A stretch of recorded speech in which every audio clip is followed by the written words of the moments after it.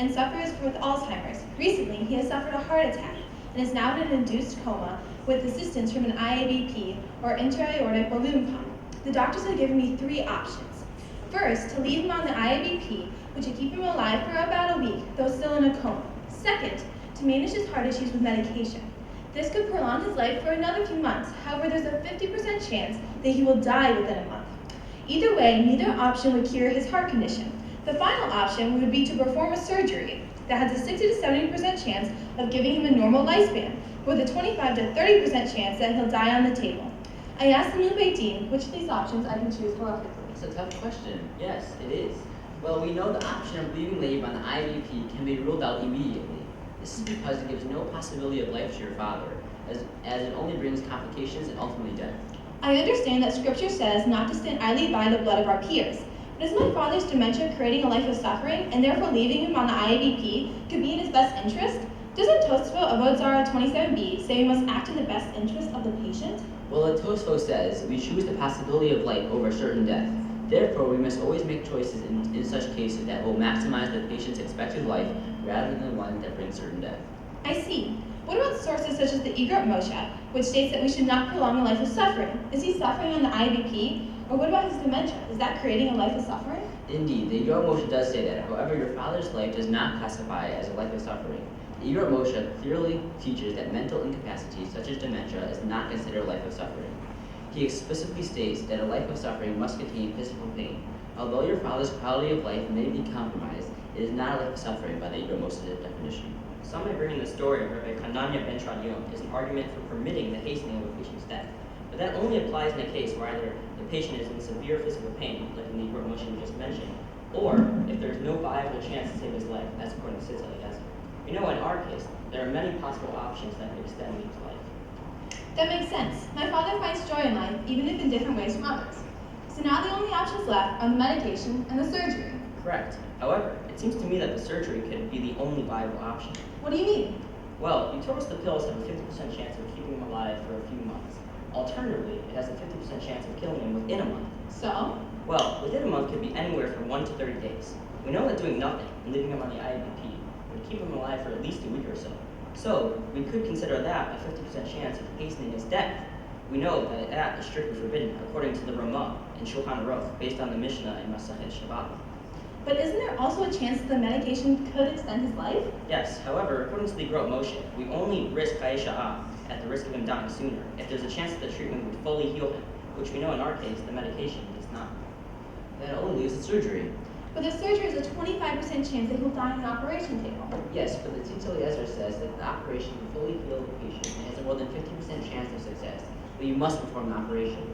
He derives this from the Gemara Avodah Zarah, which tells us that if a patient is definitely going to die, we take him to a dialysis doctor, even though there's a chance he might kill the patient then and there. Since the patient is certainly going to die with no other options, and the doctor still has a chance to fully heal him. In our case, the same rule would apply, because there is a chance he will die instantly on the operating table, but the surgery also presents the chance of saving Leib's life. What you're saying then is that I must choose the surgery for my father. Yes, the Sitz Eliezer, with support from the Radva, says that we do not have ownership over our bodies, and therefore we cannot make choices that allow death when there exist other viable options that can preserve our lives. As such, we must choose whatever option extends Leib's life the most. Wait, what do you mean that we don't have ownership over our bodies? Well, the Radva is taught that a person has no ownership over his or her body. Rather, they belong to God.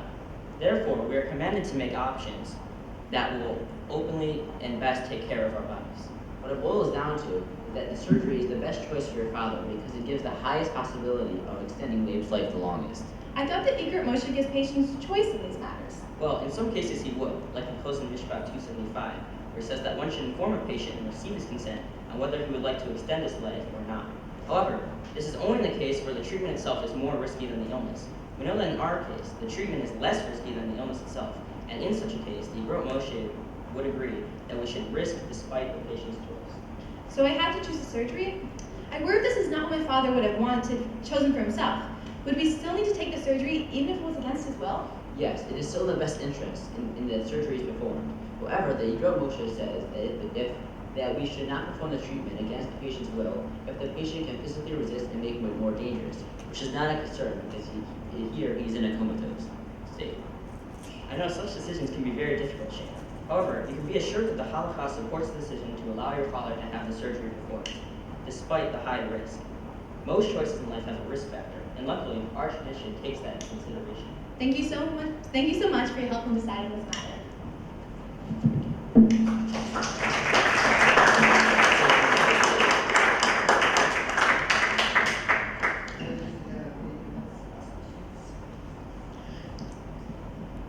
I'm curious how long your conversation was in terms of deciding on Leib's status, right, medically, in terms of its intersection with halakha, specifically with this concept or stage of being goses.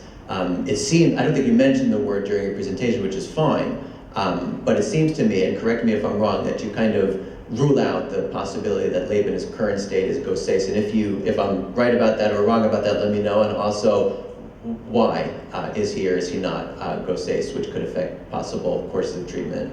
So we don't think he's in goses because we thought the goses implied immediate death with no other chance of healing him, and there is a chance to restore his normal lifespan with the surgery. So he's not a goses because there is a chance that will die in 72 hours. And just as a brief follow-up, how did you weigh the factor of his underlying advanced dementia, advanced Alzheimer's?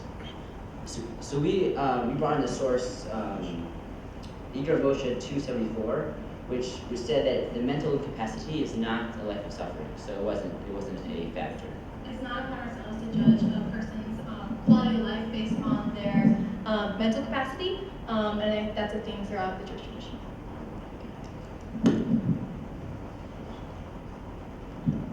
Generally, that source of Iqrat Moshe has to do with people trying to speed up a death of someone who's mentally incapacitated.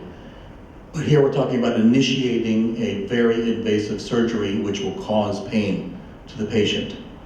And you asked a few times, I'm not sure if this was what my parent would want. So the sources about what's a acceptable risk just talks about what is permissible, not necessarily what is advisable. Do you have any other counter sources that you might think that a patient may want to choose another course of treatment, even if it means shortening his or her own life?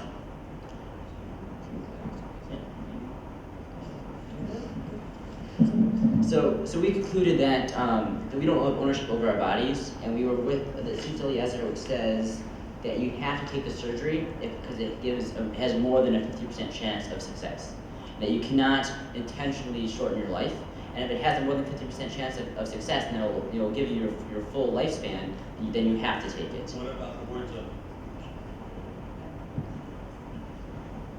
Quickly, what about the psak of Rav Orbach that says that if a person says, I don't want to go through this pain, right, that we can alleviate pain even if it means shortening the life of it?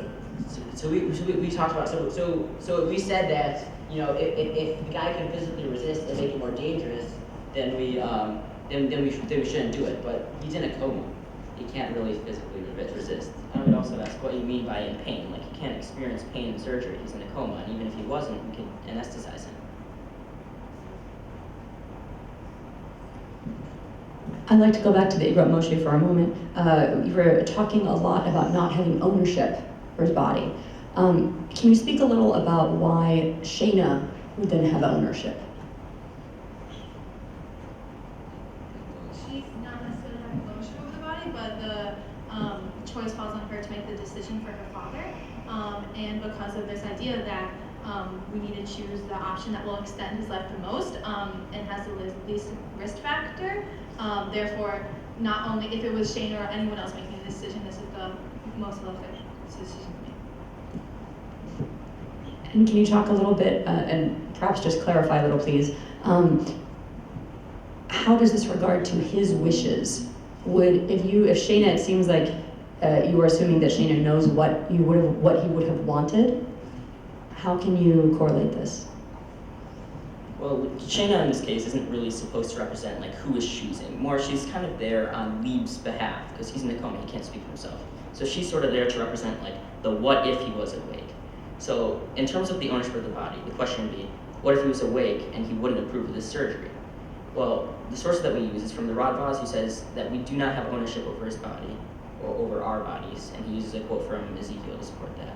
And the idea is that we do not have ownership over our own bodies, so therefore we cannot give permission to endanger it. We can also not give permission to not endanger it. We cannot forbid ourselves from having a surgery which has the greatest chance of extending our life, which we know we are rabbinically obligated to do.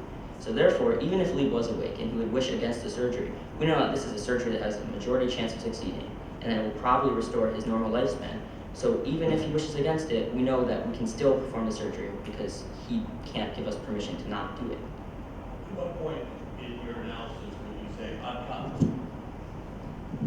at what point are you saying you can use an invasive surgery because it's not our body, we have a directive to prolong life? At what point would we say that, okay, a person has a life, but also a person dies? At what point would you say it's permissible not to have a intervention? In this case or other cases? To not take the surgery? Not to take an invasive surgery. When somebody, at what point would you say we shouldn't have any type of intervention and just let nature take its course? At the point when it wouldn't have a higher chance of succeeding, and also the point that we brought up that leaving him on IABP and the illness itself is more dangerous than going on with the surgery. The 50% benchmark is the benchmark for us. If it's more than 50%, then you can't do it. It's less than 50% chance you'll die, and then you're required to take the surgery.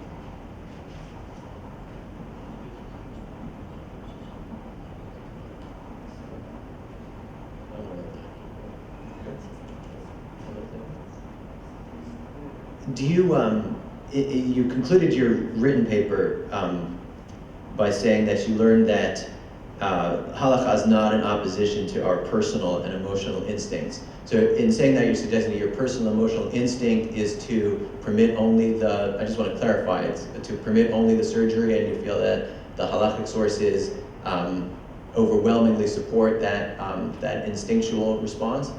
I would say so. I think that a human instinct is to save a life with it and go with the greatest chance that we have of that. And here, no matter if he has Alzheimer's or something, if his life different than what a normal person would be, we still want to extend a life, and the concept of having a life and saving a life, I think, is really prominent. 30 seconds for hypothetical. If he had left a document that said he did not want extraordinary measures, as he knew that the Alzheimer's was descending, would you have honored that, or still given Shayna the same advice? As Shayna said, I know my father wouldn't have wanted this. Would you still have said halachically she has to go for the surgery?